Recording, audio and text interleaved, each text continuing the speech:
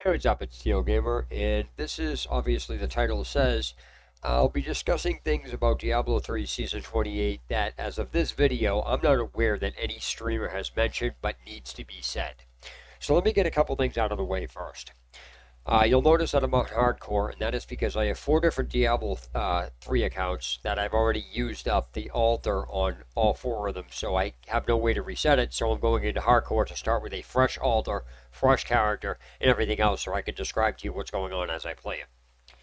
Second thing, um, Necromancer is the most powerful character to level with, period.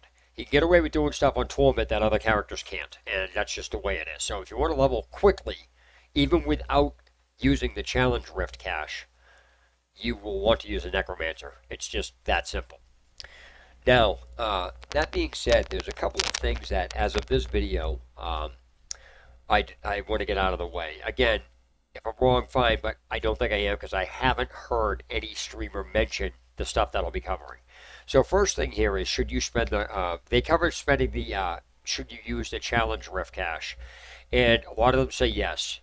And they give this ridiculous explanation on to why and things like that. Okay, so I'm going to tell you don't use the challenge rift cache. Don't use it. You can make up for that difference when you actually do bounties. So you have to kind of conserve what you're doing. But the main thing is that, yes, you can only go to a certain point during the altar. But the problem is that point can be reached a day and a half into season, and now you're waiting 4 or 5 days before you can even progress through the tree anymore. And sure, you can go through and get all powerful, but the fact of the matter is, somebody who doesn't use their challenge rift cache is going to be able to progress further through the tree and just annihilate things. So they will be able to progress where other people have stalled. And a few things about this. Regardless of what the streamers say and all the logic they put to it, the fact is, you have to do bounties anyway for part of the season journey. That's the only way you can actually get the pieces of your set to actually use it. It's not that you can't use the sets to do the bounties. That's not how this works. You are required to do a full round of bounties before you can even access two of the pieces of your set. So it doesn't make any sense to use your rift cache. Sure, you want to pile through and you're going to get, and crit all these level 70s. That doesn't matter because you can't do anything with anything anyway. You still have to get the bounties. And when you get the bounties, you're not bound.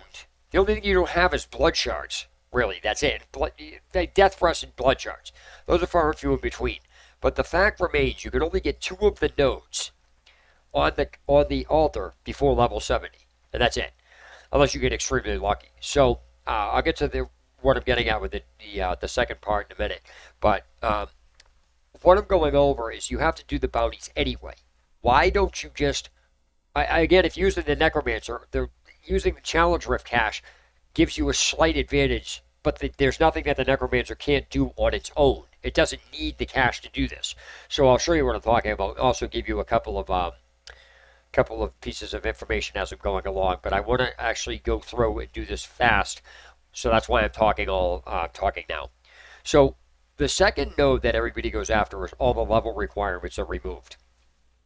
So what happens is it'll allow you to level faster, but if you use the cache to do that instead of the bounties, you'll stall. You will literally stall.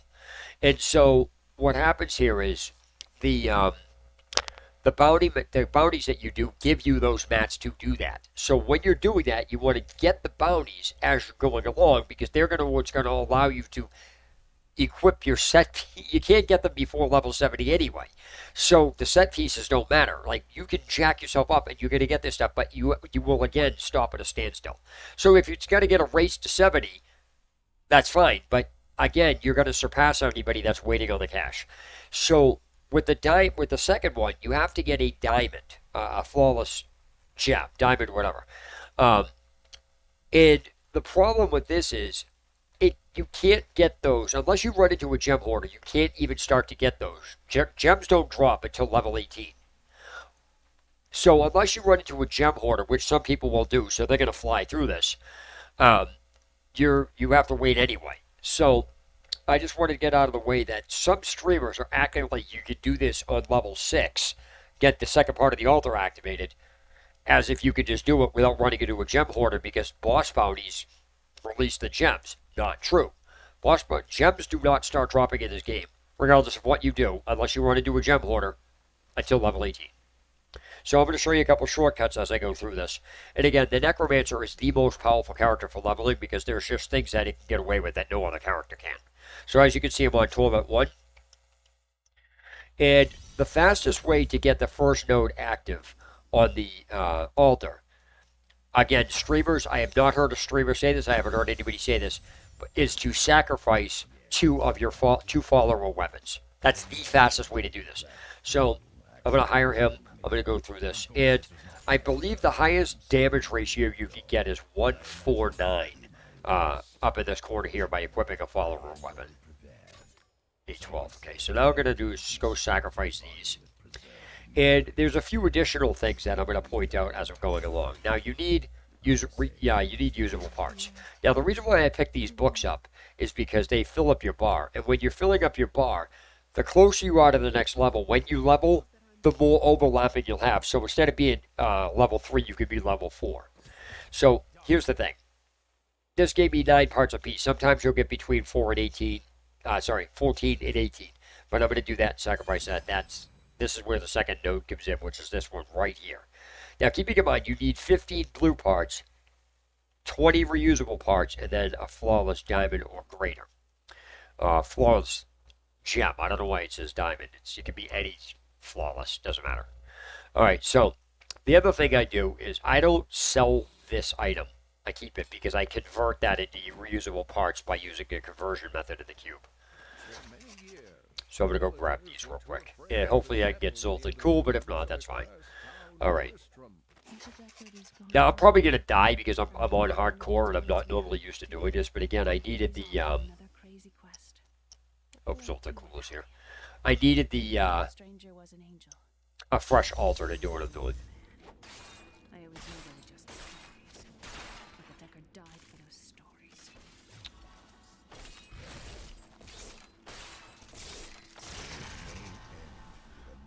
So, one thing I'm going to do before I continue going on is I'm going to go to Leoric Manor's courtyard. Reason behind that is because Leoric's Manor courtyard has several things for it. First of all, this is one of the areas that you need to go to get one of the pieces to the Staff of Hurting. So you're going to check that along the way. Secondly, in this area here, there is always an elite pack, a healing well, or a chest, or a pool of reflection, and or there is other enemies in here. But regardless, this area always has an elite pack, a chest, or not a chest, but it always has an elite pack, and it always has a pool. Oh shit, there's 2 reflecting pools here. Holy gosh. Now the objective here is to go get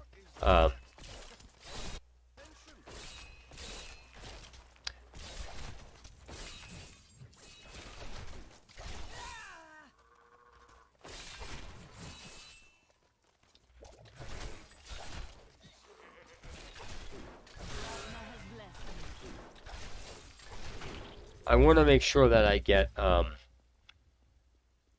Corpse Explosion before I get in there. So, this would be easier if you had Zoltan Cool, but that's about it.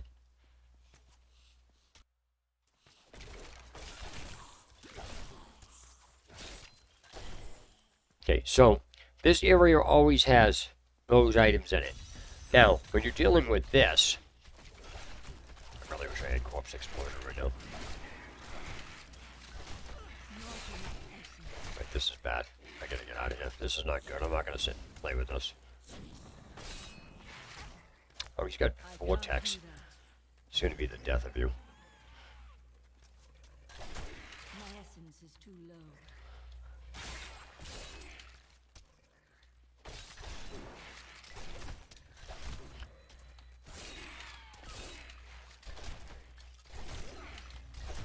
I'm only not enough essence.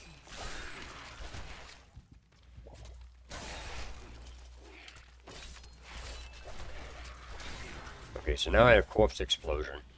And normally in here, just so you know, Leoric's shinbone is down here. So let me, I had to kind of get away from them. Where the hell did he went? Unless that's him. But, usually you'll see burnt logs down here. Now, I want to point out that these are breakable, but don't break those until you go up up on the level here, because you can't break those, get a speed bonus, and go up here. You can literally get a speed bonus from here, though.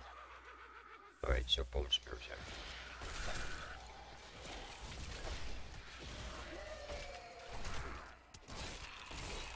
Okay, so you break these down here, and you break these up here. I can't get them. I don't know where the hell they are. There's usually stuff in the corner over here.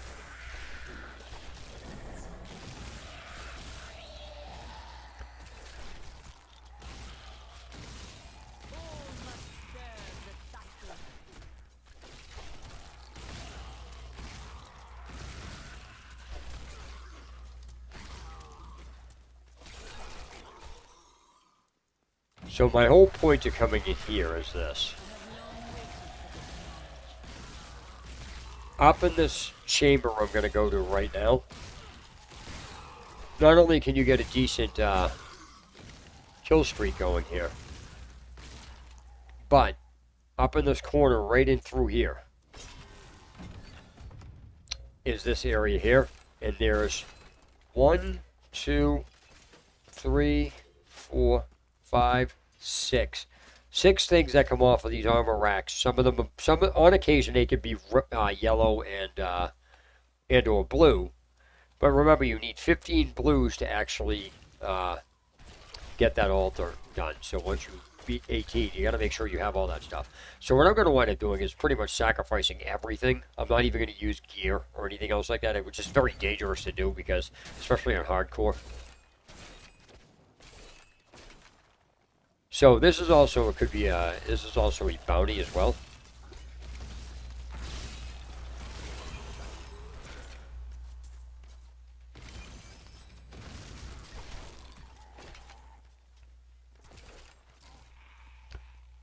So I'm gonna get something through here. Huh. You're not appropriately garbed to read this tome. That's hilarious. You're not appropriately garbed. That was absolutely brilliant. Garbed.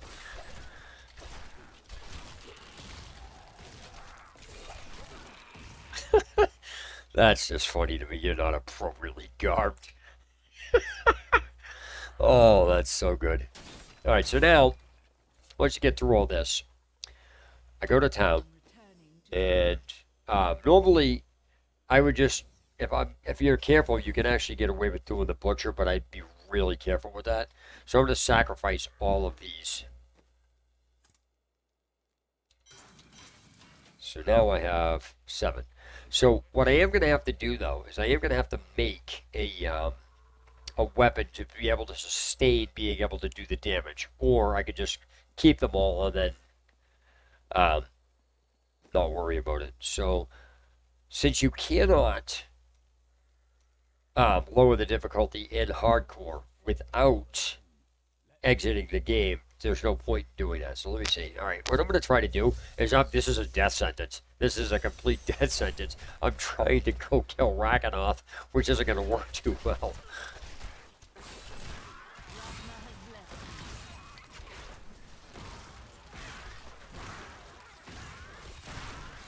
So when I go to kill Rakanoth, what I'm going to wind up doing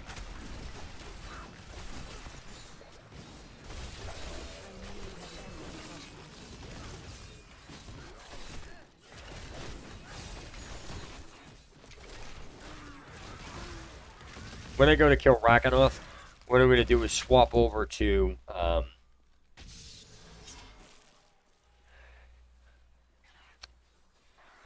mages when I go down there. So I'm going to get to the level and then go to mages. Oh crap, I'm dead. They trapped me in. I'm dead. Whoops.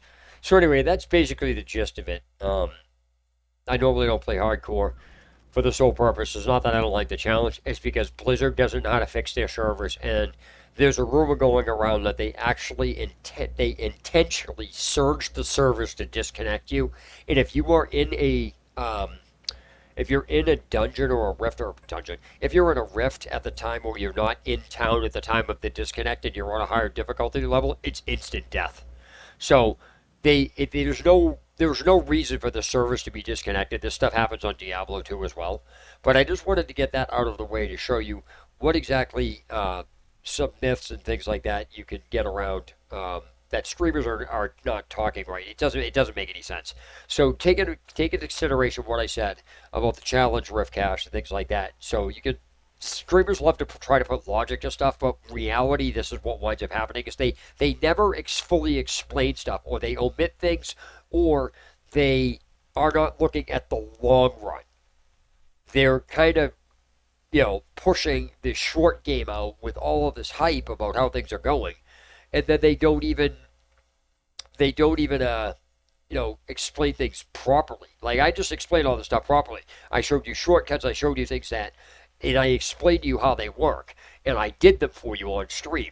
So, but they're telling you about, as far as the rift cache goes, that doesn't make any sense, because yes, you can get to all the 70s, but remember what I said. They're going to make it so, like, yeah, you can't go back in the tree. None of that's relevant. The fact that you're going to stall to complete the tree is the point. So it doesn't really matter as far as that goes. So you can always put pieces in a tree. Apparently, for the way PTR works, you can go and redo parts of the stuff that you missed once you go down. I don't know how true that's going to be in Season 28 when it goes live. But the thing here is that there's just things that are in that tree that need to be nerfed severely. So, for example, like one of the potion ability that you could generate a random pylon or shrine effect, you should not be able to drink a health potion when you're at full health. The potion should not be. You should not be able to turn a potion into a skill. A potion should have a single use to it, and that is to restore health. And if you can't restore health to it, then you should not be able to drink any of it. So they need to fix the ability for you to drink stuff while you're at full health and with a shield on when you're not taking damage. Just because there's an activation in the altar about drinking a potion gives a random shrine or a pylon effect. That's absurd. You should not be able to pull that off. Oh, sorry. I've been busy with my magic channel. I don't really do this channel too often anymore, so this channel's like dying out. Sorry, I haven't really paying attention to what's in the chat. I don't really do this channel anymore. The only reason I'm doing this and I'm addressing this is because there's shit that streamers are doing that involve Diablo 3 that they should not be doing and they shouldn't be saying. And this is one of these things where they're not being deceptive, but they're being disingenuous by not announcing certain things or not explaining certain things, and as usual, hyping it up and not going through the actual stuff that matters, the stuff that I explained. Because if you take a look at what I did, I explained the fastest way to do stuff, and then it bounces around and why I'm doing it and what happens. So that's about it. Anyway, I'm heading off of the stream. That's it. And by the way, you should go look at my freeze drying video. That's on here. It's less than 6 months, a couple months ago. So anyway, I'll talk to you.